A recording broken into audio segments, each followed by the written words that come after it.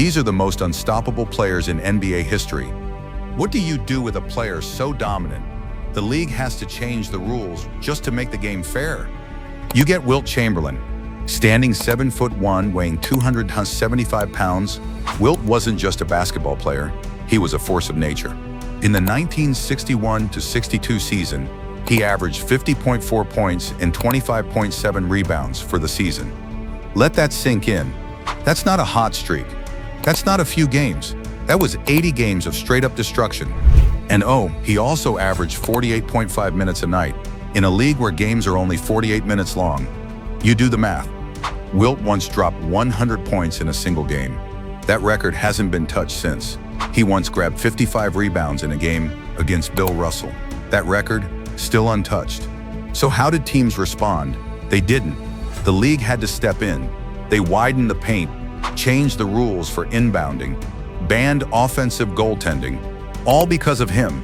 But none of it worked. Wilt still scored, still dominated, still made teams look small, and yet people doubted him, said he only cared about stats. So in 1972, he did what they said he couldn't. He led the Lakers to a record-setting 33-game win streak and capped it off with an NBA championship. He led the league in scoring and field goal percentage 9 times. And just to flex, he led the NBA in assists in 1968. No one could stop him. There's barely any footage, but the stories remain the same. Wilt was faster than guards, stronger than bigs, and more relentless than anyone. Kareem Abdul-Jabbar, a legend himself, put it best.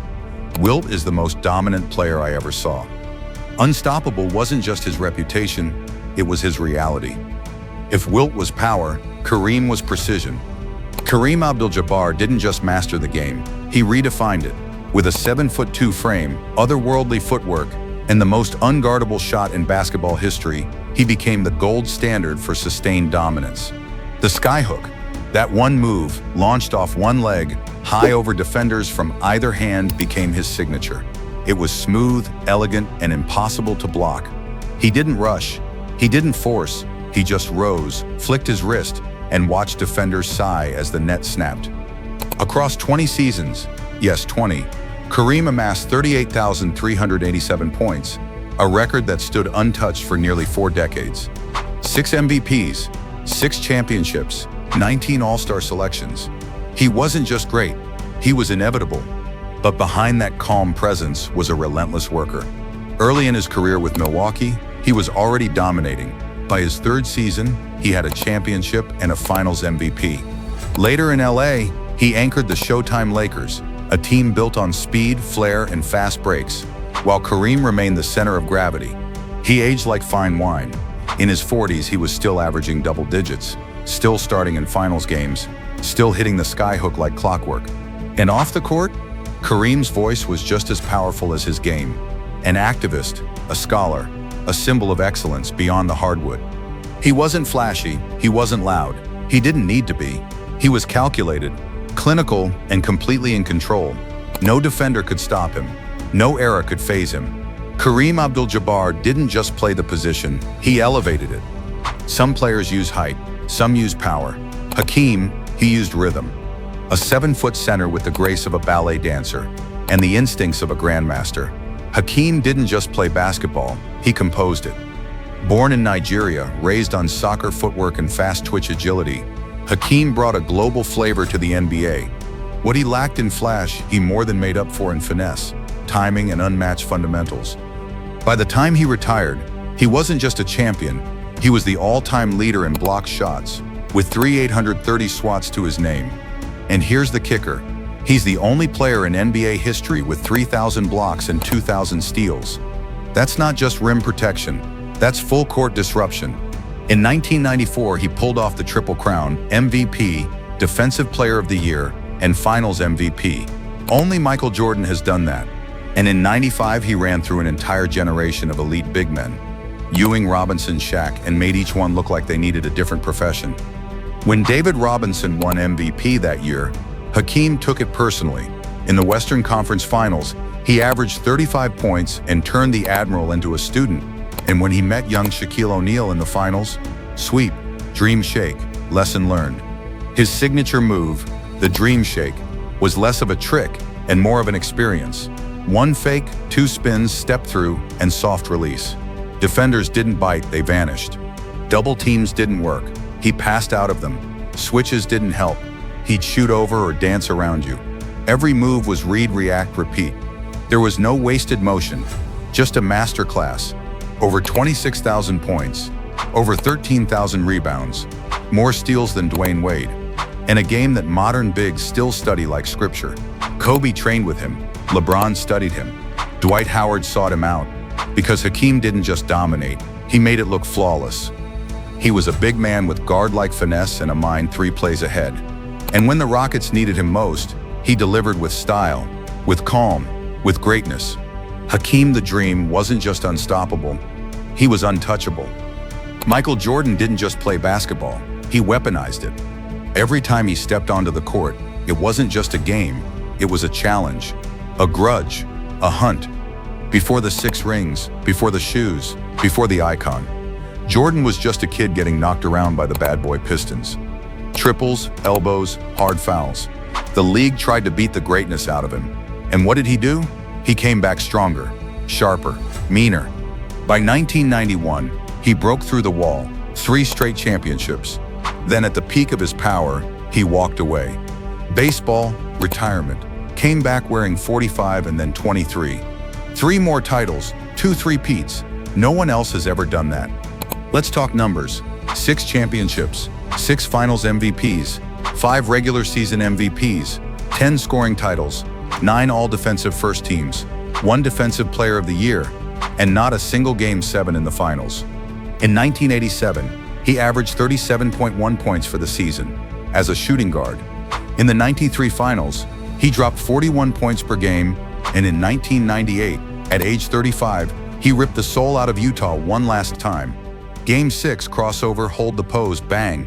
That wasn't just a bucket, that was closure. His signature move, the fadeaway. Everyone knew it was coming. No one could stop it. That turn, the elevation, the hang time, it was like watching someone pause gravity.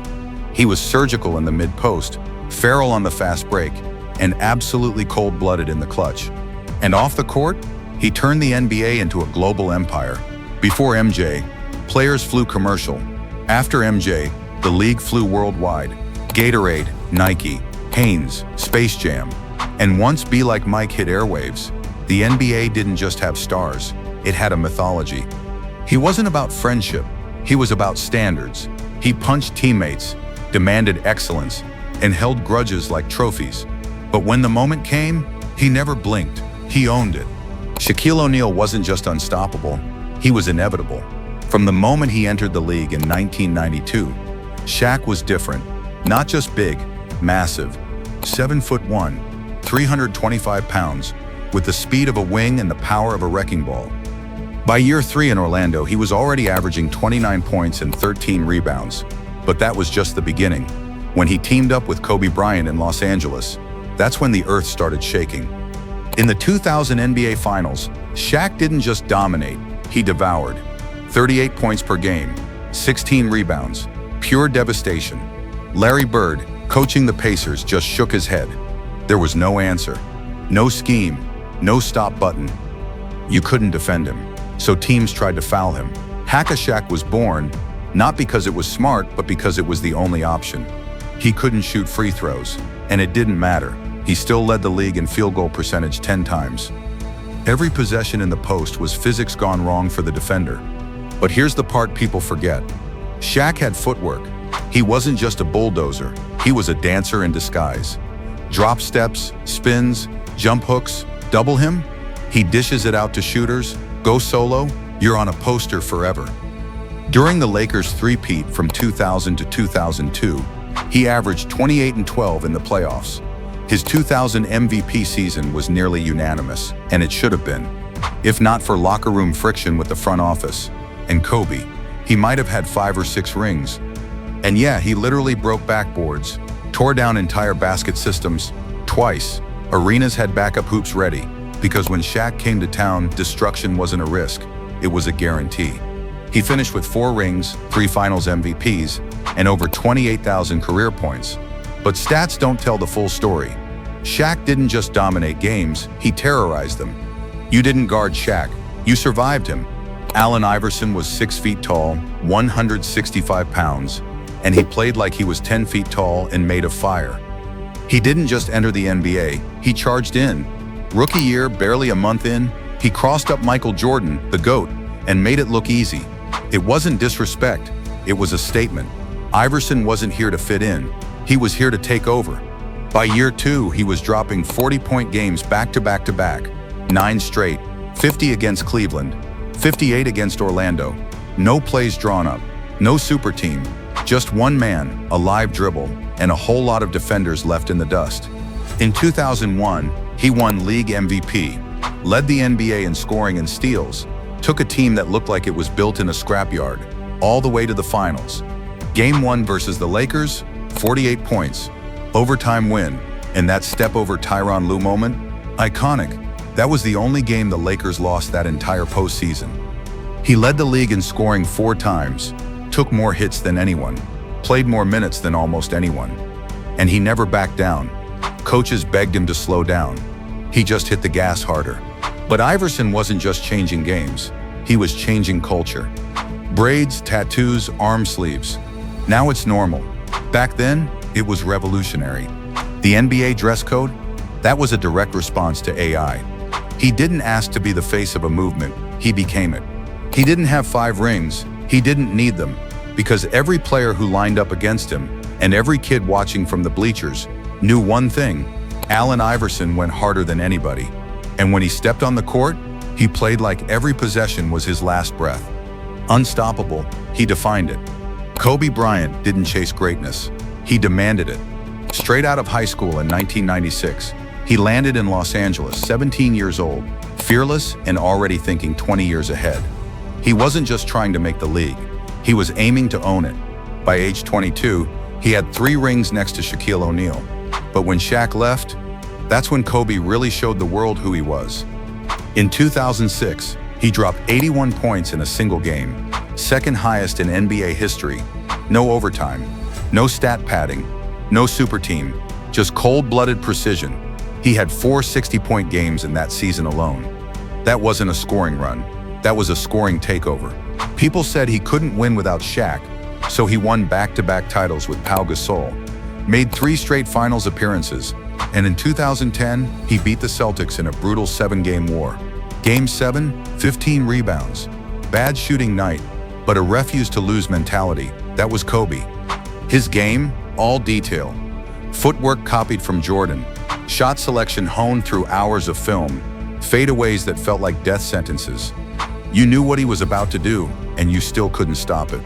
Over 33,000 career points, 18 All-Star selections, 5 championships, 2 Finals MVPs, and a legacy built not just on skill, but on obsession.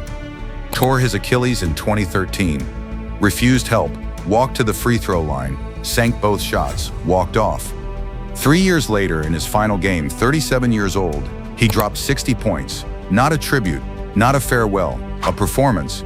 Kobe didn't believe in excuses. He believed in work. He believed in will.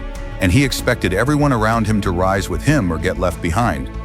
Called him the chosen one before he played a single NBA game. No pressure, right? At 18 years old, LeBron James was already on the cover of Sports Illustrated.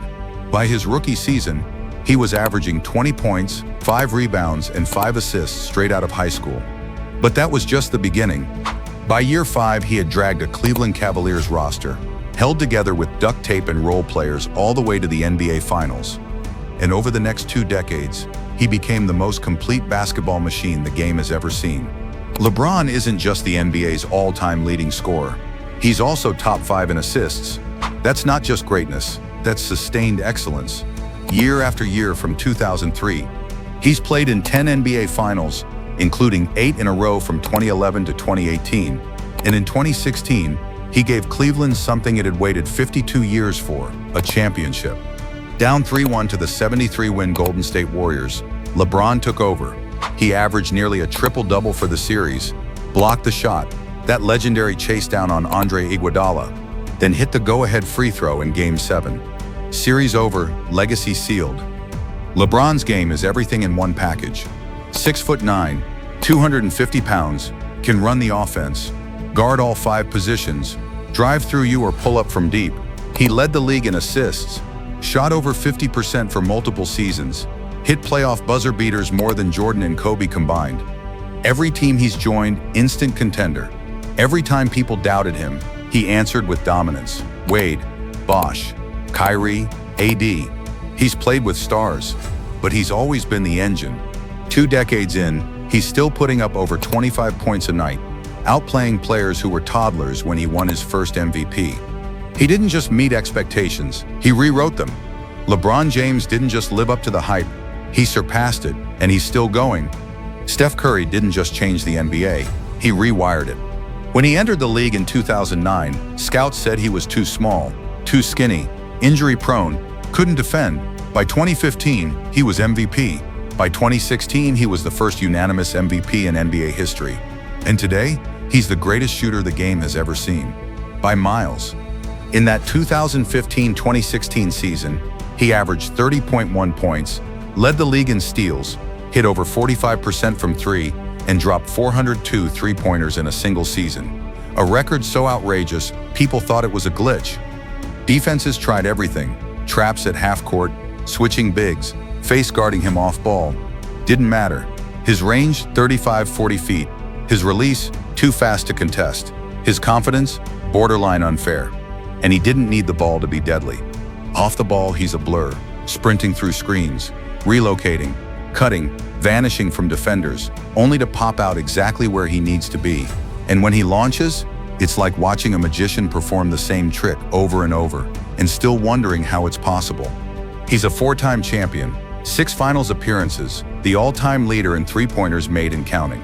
And in 2022, for anyone still holding out, he won his first finals MVP, averaging 31.2 points and cooking Boston in Game 4 with a 43-point masterpiece. That was the turning point. That was the crown moment. No dunks, just float, flick, splash. He'll look you dead in the eye and casually pull from 30 like he's skipping stones across a pond.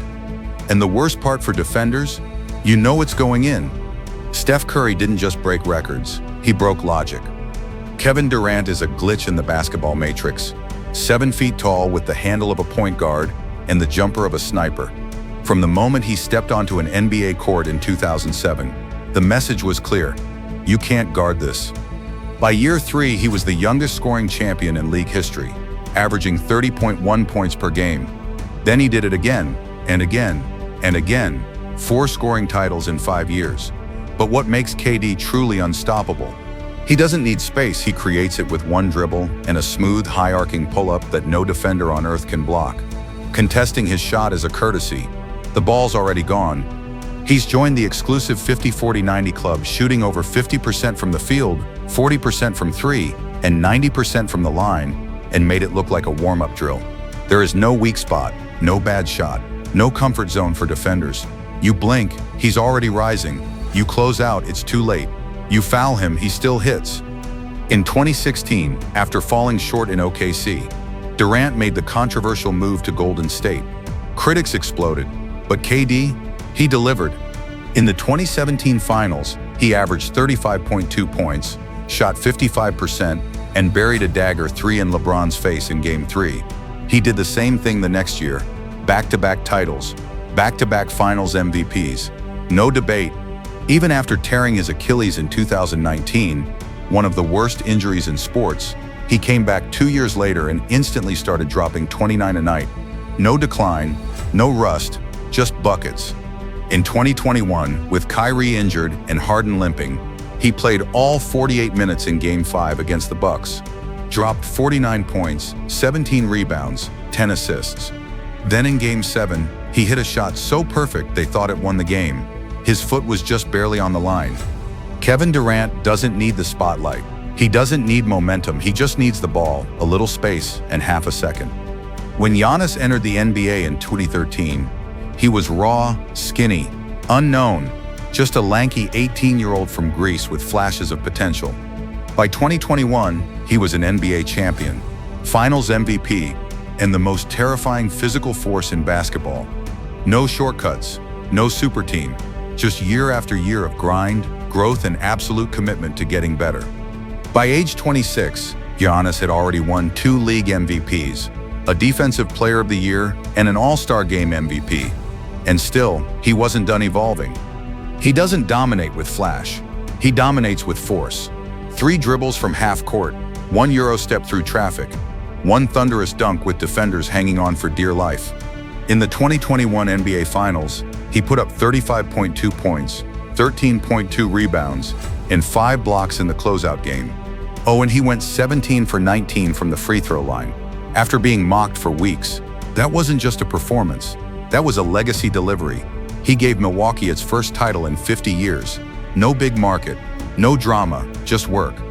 And on defense, he's everywhere. Rotating from the paint to the perimeter, chasing down fast breaks, swatting shots at the rim. Game 4 of the finals, that recovery block on Ayton looked like it was filmed in reverse. He leads the league in transition points, leads in dunks, puts up 30-point double-doubles like it's a warm-up. Giannis is 94 feet of punishment. He doesn't waste steps, doesn't waste motion, doesn't take possessions off. You can't stop him. You can only brace for impact. Nikola Jokic doesn't look like your typical NBA superstar. No flashy dunks, no screaming celebrations, no highlight chasing. But don't let the expressionless face and soft step fool you. He's a problem. Drafted 41st overall during a Taco Bell commercial, Jokic didn't just beat the odds, he redefined what a center could be. A 2-time MVP, a Finals MVP, and the only center in NBA history to average a triple-double over a full season. He's done it twice. He doesn't blow past defenders. He dissects them.